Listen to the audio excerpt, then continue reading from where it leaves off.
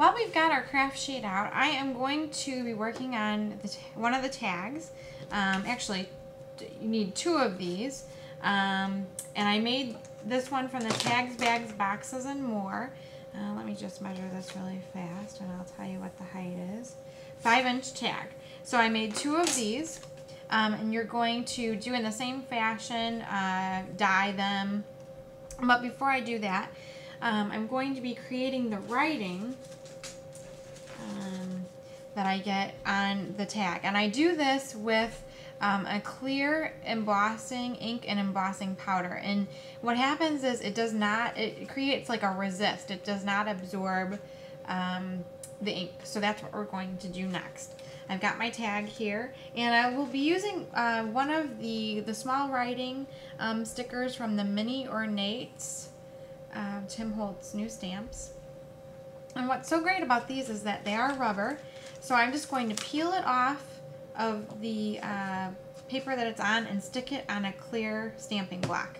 And then once I'm done with it, I peel it back off and stick it back onto my paper. So I've got my clear embossing ink here, and I'm just gonna stamp it on my stamp. Gonna just press that down. And I've got my embossing ink there. I'm just going to dump some clear embossing powder on the top here. Okay. Put the excess back in the jar, or as much of it as I can. And then just tap the rest of that off. And then I'm going to use my embossing heat tool and heat this up.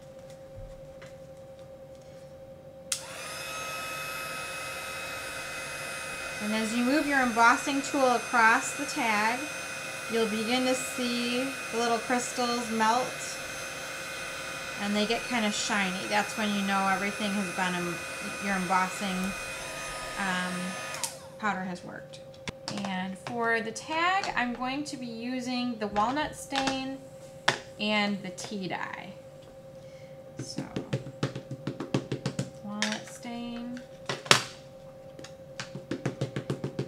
tea dye, and my mini mister.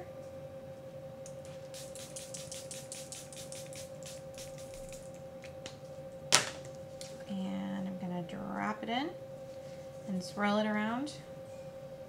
Make sure it picks up some ink. And then turn it over. And you want to make sure that you get, I like when the dark goes over the embossing, where you've embossed, because then it really shows the lettering nicely. I'm going to dry my tag off here.